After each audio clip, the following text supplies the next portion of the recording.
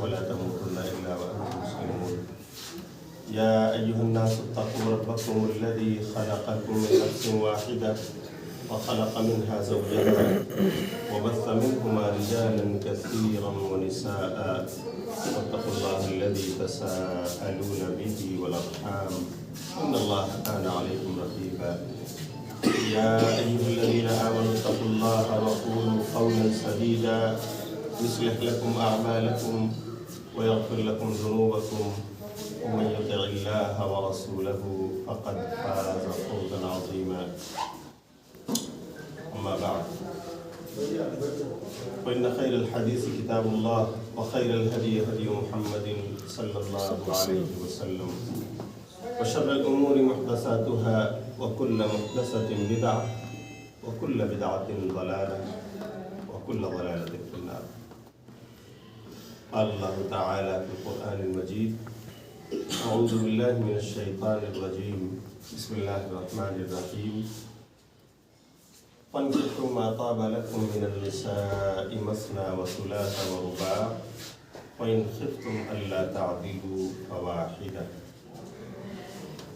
وقال النبي صلى الله عليه وسلم في حديث صحيح ما رواه الإمام ابن ماجه في كتاب النكاح أن النبي صلى الله عليه وسلم قال: النكاح من سنتي ومن لم يعمل بسنتي فليس مني.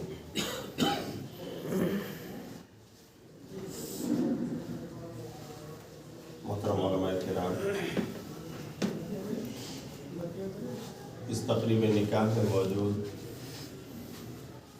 فریقین کی طرف سے آئے ہوئے تمام معزز حاضرین، دینی ملی بھائیوں، نوجوانوں، بزرگوں، اللہ کا شکر ہے کہ آج اپنے اس گاؤں جس کا رشتہ ہمارے گاؤں بیتنار سے، اسی طرح یہاں آئے ہوئے بہت احباب جو اپنے خاص رشتہ دار ہیں ان سے بہت گہرا ہے، اور اتفاق ایسا ہے کہ استاد محترم شیخ عبدالمجید صاحب مدنی حفظہ اللہ بھی اسی گاؤں کے ہیں۔ آپ کی والدہ کو ہم خالہ اور آپ کے والد کو ہم خالو کہتے تھے، اور آج بھی، لیکن وہ پیارے ہو گئے اللہ کو، اللہ تعالیٰ انہیں کروڑ کروڑ جنت نصیب فرمائے۔ میرے بھائیو، آج ہم اس تقریب میں شریک ہیں۔ یہ تقریب نکاح ہے جو شریعت اسلامیہ نے ہم سب کے لیے عبادت کے طور پر ہمیں عطا فرمایا ہے۔ نکاح کرنا ثواب کا کام بتایا ہے، ایمان کی تکمیل کا ذریعہ پیارے نبی صلی اللہ علیہ وسلم نے کہا شادی ہے، کیونکہ جس اللہ نے ہم سب کو بنایا ہے وہ اللہ تعالیٰ ہمارے باڈی اسٹرکچر کے مطالبات اور ریکوائرمنٹس کیا ہیں وہ اللہ تعالیٰ اچھی طرح جانتا ہے۔ اس باڈی کو کیا کیا چیز چاہیے، اس کی نیڈس کیا ہیں، ضرورتیں کیا ہیں۔ اسی لیے اللہ نے جب آدم کو پیدا کیا تو ہم سب کی ماں حوا کو بھی بنایا، اور یہ وہ عائلی اور خاندانی نظام تھا شروع میں جو حضرت آدم اور حوا سے چلا، اور پھر اللہ نے یہ نظام ہمیں دے دیا اس دنیا میں کہ اب نسل آدم کا یہ قافلہ، نسل انسانی کا یہ قافلہ مرد و خاتون کے باہم ملاپ سے، نکاح سے اس طرح آگے بڑھتا رہے گا، اس کی افزائش ہوتی رہے گی جب تک اللہ چاہے گا، چاہے ہم اس سے پہلے تھے۔ الحمدللہ آج اس سنت کی ادائیگی کے لیے ہم حاضر ہیں، بلکہ حکم ربانی کی تعمیل کے لیے ہم سب یہاں حاضر ہوئے ہیں کہ ہم اس جوڑے کو دعائیں دیں، ان کی زندگی میں خوشیوں کی بہاریں آئیں، یہ اللہ کے حکموں پر، پیارے نبی کی سنتوں پر چلتے ہوئے اپنی زندگی گزاریں، اللہ تعالیٰ اسے مبارک بنائے۔ لیکن جب کبھی یہ تقریب آتی ہے تو اپنے ملک ہندوستان میں یہاں کی ہندوانہ تہذیب سے متاثر ہمارے نوجوانوں کو کچھ پیغام دینے کی ضرورت پڑتی ہے، تاکہ وہ شادی کی اس عبادت کو عبادت سمجھ کر انجام دیں، اور ایک دائرے میں رہیں، سنت سے باہر نہ جائیں، کہ برکت والا نکاح وہی ہے جس میں سنت رسول کی پاسبانی ہو۔ نوجوانوں بھی استاد محترم نے کچھ چیزوں کی طرف اشارہ کیا ہے کہ ہمارے یہاں ہندوستان میں خاص طور سے یو پی اور بہار کے صوبوں میں بہت سارے رسوم و رواج ایسے ادا کیے جاتے ہیں جو بالکل شریعت کے منافی ہیں، ہمیں اس سے بچنا چاہیے۔ اس کی وجہ سے ہمارے رشتوں میں دراڑیں پیدا ہوتی ہیں، بے برکتی آتی ہے، اللہ تعالیٰ کہہ لیجیے اس کی توفیق ہمیں نہیں ملتی اور نہ اس کی برکتیں ہمارے اوپر نازل ہوتی ہیں، کیونکہ ہم سنت سے دور جا کر اور اس طرح سے منمانی نکاح کرتے ہیں۔ کہیں جہیز کا ڈیمانڈ ہے، کہیں بارات کی ریکوائرمنٹ ہے، کہیں ہلدی اور مہندی کی رسمیں ہیں، اور نہ جانے کون کون سی۔ اللہ کا شکر ہے کہ بہت کمی آ گئی ہے، ہمارے نوجوانوں میں دینی شعور بیدار ہونے لگا ہے۔ آج سوشل میڈیا کی شکل میں اسلام تک پہنچنا بہت آسان ہو گیا ہے، گویا ہر ہاتھ میں ایک کہہ لیجیے کہ آلہ ہے جس کے ذریعہ سے اسلام کو سننا، اپنے ایمان کو تازہ کرنا بہت آسان ہو گیا ہے۔ اللہ کا شکر ہے کہ نوجوانوں میں بیداری آ رہی ہے کہ وہ اب سنت رسول کی طرف مائل ہو رہے ہیں، اور مجھے یاد ہے کہ ان تمام رسموں کے بیچ کچھ ایسے نوجوان آج بھی ہیں جنہوں نے صحابی رسول حضرت عبدالرحمن بن عوف رضی اللہ تعالیٰ عنہ کی طرح، نبی صلی اللہ علیہ وسلم کے نکاح کی طرح بہت سارے نکاح کیے ہیں، مسجد میں بیٹھ کر دو چار گواہوں کو بلا کر ولی کی موجودگی میں، نکاح خواہ کی موجودگی میں اسے انجام دیا ہے۔ اور الحمدللہ آج نوجوان جستا جستا رفتہ رفتہ اس سنت کی ڈگر پہ آ رہے ہیں، اور یہی میرے بھائی اصل میں سکون کا ذریعہ ہے، یہی ہمارے لیے جنت کا بھی راستہ ہے۔ ہم اسے چھوڑیں گے تو ہم اللہ کی مدد، اللہ کی نصرت اور اس کی طرف سے جن برکتوں کے ہم مستحق ہو سکتے تھے اس سے ہم محروم ہو جائیں گے۔ مجھے یاد ہے نوی ممبئی کا ایک نکاح ہوا، وہ نوجوان ایک ریورٹ نوجوان تھا، یعنی جو اسلام کو سمجھ کر جس نے اسلام قبول کیا، ایک اچھے گھرانے کا وہ سپوت، لیکن اس کے کچھ دوست مسلمان تھے، ان کی تبلیغ سے وہ اسلام لے آئے۔ اس نوجوان نے اپنی شادی کی تلاش شروع کی، ایک بورن مسلم فیملی میں شادی طے ہو گئی۔ جو لوگ نسلاً بعد نسلین یعنی اسلام ہی سے جڑے ہوئے چلے آ رہے تھے، خاندانی مسلمان جسے آپ کہہ لیجیے۔ تو اس نوجوان نے جب تاریخ قریب آئی تو اس کے سسر نے فون کیا کہ بیٹا کتنے لوگ آپ باراتی لاؤ گے، مجھے انتظام کرنا ہے۔ اس نوجوان نے کہا تھا کہ چچا میں تو ابھی آپ لوگوں کی تبلیغ سے اسلام لایا ہوں، ہمارے کچھ دوستوں کے کہنے اور اس کے بعد اسلام کی ریسرچ کرنے پر اسلام لایا۔ مجھے جو معلوم ہے کہ پیارے نبی صلی اللہ علیہ وسلم کے زمانے کی جو شادیاں ہوتی تھیں صحابہ کی، اس میں بارات وغیرہ کی کوئی رسم نہیں تھی، اس لیے میں بارات نہیں لاؤں۔ دو چار مسلم دوست میرے ہیں، وہی ایز اے وٹنس گواہ کے طور پر میرے ساتھ آئے ہیں، اور آپ اس کے لیے زیادہ زحمت نہ کیجیے، ہمارا نکاح کسی مسجد میں رکھیے، ہم وہیں پر آئیں گے، اور ٹھیک ہے آپ کا چائے پانی مہمان کے طور پر پی لیں گے، اس کے بعد آپ رخصتی کرا دیجیے گا۔ میری یہ درخواست ہے۔ ایک وہ فیملی جو ورثے کے طور پر اسلام کی وارث گویا ہوئی تھی، اور چلا آ رہا تھا یہ معاملہ رسم و رواج کا اس خاندان میں بارات کا، اس نوجوان کے کہنے پر انہیں سوچنا پڑا، مجبور ہو گئے وہ، اور انہوں نے اپنے ہونے والے داماد کی بات مانی، مسجد میں نکاح رکھا، اور وہیں یہ نوجوان دو چار دوستوں کے ساتھ پہنچا، اس کا نکاح ہوا، نکاح کے بعد رخصتی ہوئی، اور وہ اپنی بیوی کو اپنے گھر لے آیا، کرائے کے مکان پر رہ رہا تھا۔ 1 سے 2 مہینہ گزرے تھے کہ اس کے سسر نے کہا کہ بیٹا پاسپورٹ وغیرہ بنا لو۔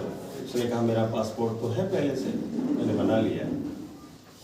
انہوں نے کہا اچھا ٹھیک ہے، میں اپنی بیٹی کا پاسپورٹ بنا لیتا ہوں۔ अपनी बेटी का पासपोर्ट उन्होंने बनवाया और अपने दामाद से कहा कि बेटा तुमने शादी जिस अंदाज में किया है तुमने हमें सोचने पर मजबूर कर दिया।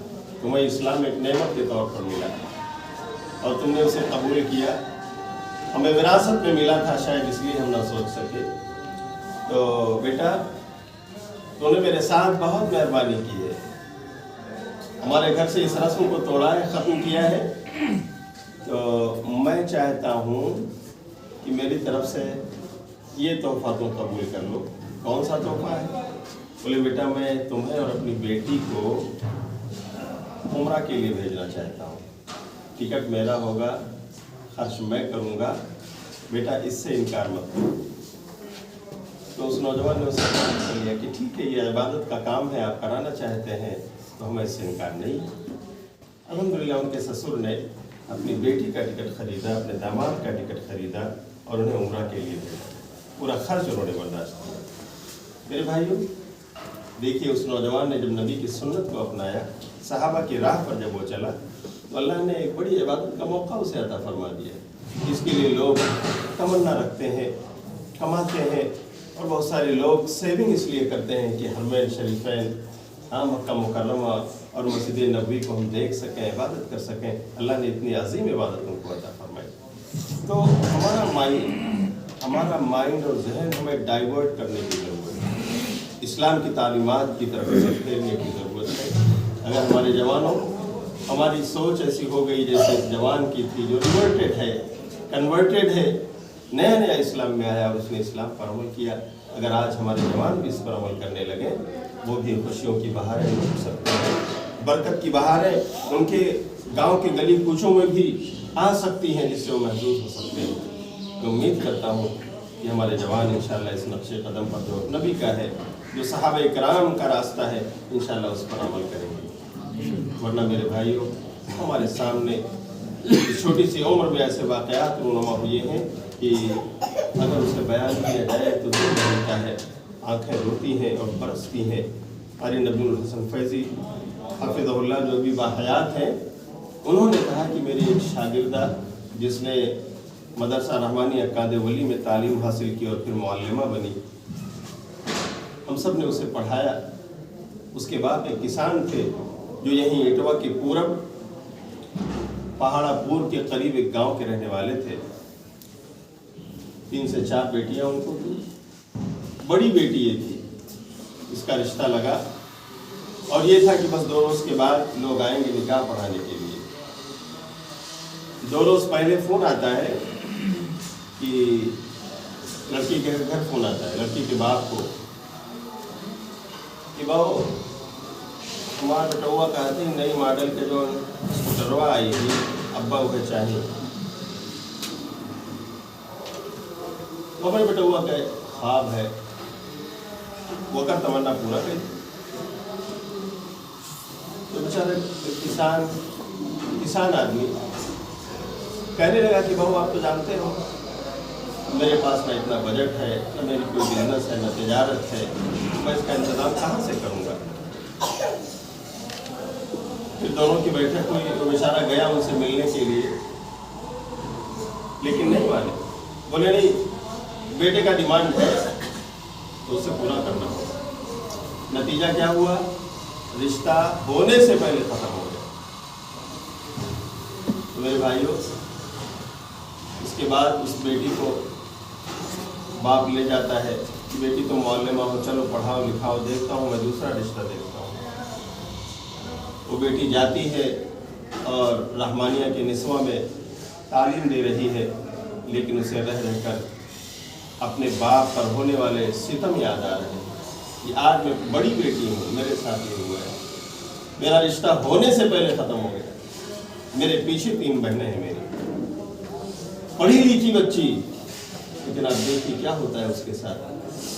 वो एक रुका लिखती है, अपने कमरे में रखती है और एक दिन जहाँ पर वो रहती थी उसका ख़ानदान रहता था, उस बिल्डिंग के ऊपर जाती है, 7 महले के ऊपर, और वहाँ से बाउंड्री के ऊपर से वो छलांग लगा देती, अपनी जान अपने के हवाले कर देती। जवानों बताओ इसका जिम्मेदार कौन है? अगर आपका डिमांड न होता तो क्या उस बेटी को जिंदा जीने का हक नहीं था? हम उसके जिम्मेदार, हमारा मुआशरा इसका जिम्मेदार। इसलिए हम सबको ऐसे वाक़यात अगर रोकने हैं तो मेरे जवानों, अगर अल्लाह की कसम तुम इरादा कर लो कि हमारी शादी सादगी में होगी, अल्लाह ने जो हमें दिया है वो हम खाएंगे और अपनी बीवी को खिलाएंगे, किसी से कोई डिमांड नहीं करेंगे। हाँ ठीक है, किसी का बाप तोहफे के तौर पर अपने बेटे को अगर कुछ देता है वो बेटी को दे सकता है, इससे कोई रोकने वाला नहीं है। लेकिन ये कि तुम मांगो मुझे स्कूटर चाहिए, मुझे मोटर बाइक चाहिए, मुझे कैश चाहिए, मुझे फ्लैट चाहिए, मुझे ज़मीन और अराज़ी चाहिए, बताइए कहाँ की इस मुसलमानी है? कैसे मुसलमान है? और अगर हम अपने आप को नहीं रोकते हैं तो क्या इस तरह की वारदातें हम अपने सामने नहीं देखते रहेंगे? इसलिए अल्लाह के लिए इन लानतों से अपने आप को बचाना है तो अपने आप को सुन्नत रसूल पर लाएं, अल्लाह के हुक्मों पर अमल कीजिए। इंशाअल्लाह ये बच्चियाँ आपके घर में चश्मो चराग बनकर आएंगी, पढ़ी लिखी आलिमा फाजिला दाइया मुबल्लिगा।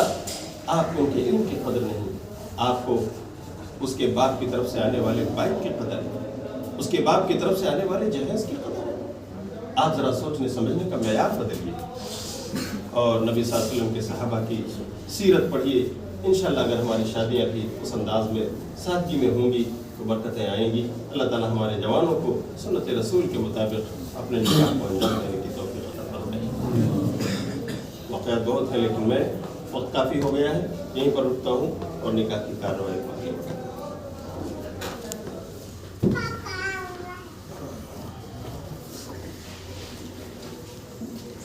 मैं आप सबको ये बताना भूल गया कि आज के बड़े फर्जंद मोहम्मद इस्माइल सनाबिली जो आलिम दीन है उस निकाह में हम हाजिर हैं और उनकी निकाह खानी के लिए कह दीजिए हम आए हैं। भाई सिर्फ गवाह हाजिर हैं कि मुझे दुआएं दे सकें, अल्लाह ताला उनकी ज़िंदगियों में बहारें लाए। हमारे इस भतीजे ने भी कोशिश की कि निकाह अपना सादगी में हो, बगैर बारात के हो और कुछ गवाह के तौर पर लोग हाजिर हैं। अल्हम्दुलिल्लाह हम देख रहे हैं कि यहाँ गाँव वालों की तादाद तो अच्छी खासी है, लेकिन बाहर से आए हुए लोग अल्हम्दुलिल्लाह उंगलियों पर गिने जा रहे हैं। अल्लाह ताला इसी तरह हमारे जवानों को सुन्नत पर अमल करते हुए सादा निकाह करने की तौफीक अता फरमाए। 12 नवंबर 2022 बरोज़ सनीचर मुड़ीला संबरसा के इस वसी व अरीज़ स्कूल में बैठकर मैं शमीम अहमद ख़ान फौजी,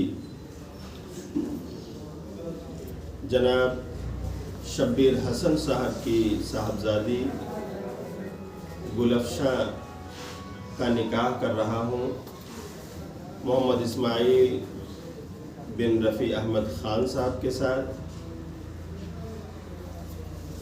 जहाँ महर के तौर पर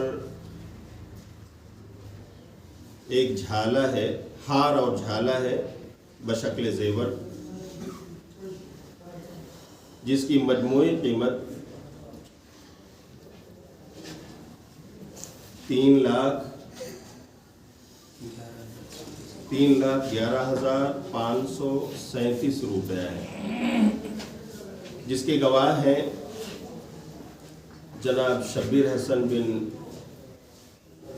जनाब अंजुम हसन बिन मकबूल हसन साहब जो मुड़ीला संबरसा के हैं, और इसी तरह मोहम्मद नाईम चौधरी बिन अब्दुल जलील चौधरी साहब जो फरेदी के हैं,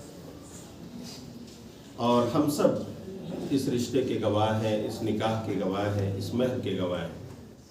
इस महर के एवज़ गुलफशा बिन शब्बीर हसन मोहम्मद इस्माइल बिन रफ़ी अहमद के निकाह में दी जा रही है।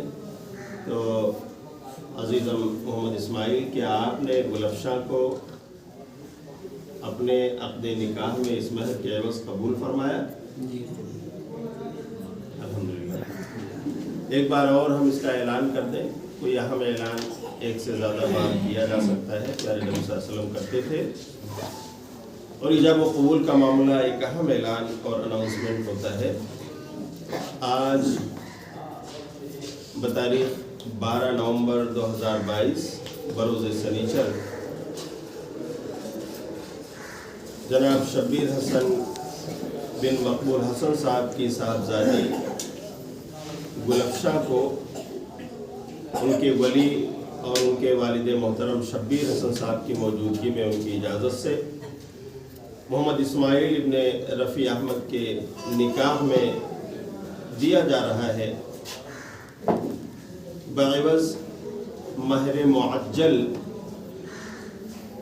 بشکل زیور، جس میں ایک ہار اور ایک جھالا ہے، جس کی مجموعی قیمت موجودہ قیمت 3,11,537 روپے ہے، جس کے گواہ جناب انجم حسن ابن مقبول حسن صاحب ہیں اولہ سمبرسا کے، اور اسی طرح محمد نعیم چودھری بن عبدالجلیل چودھری ہیں فریدی کے، بلکہ یہ پورا مجمع اور ہم سب اس کے شاہد وٹنس اور گواہ ہیں۔ تو عزیز محمد اسماعیل، کیا آپ نے گلفشا بنت شبیر حسن کو اس مہر کے عوض اپنے عقد نکاح میں قبول فرمایا؟ جی قبول۔ الحمدللہ، بارک اللہ لک و بارک علیک و جمع علیکم۔ دعا کر لیتے ہیں۔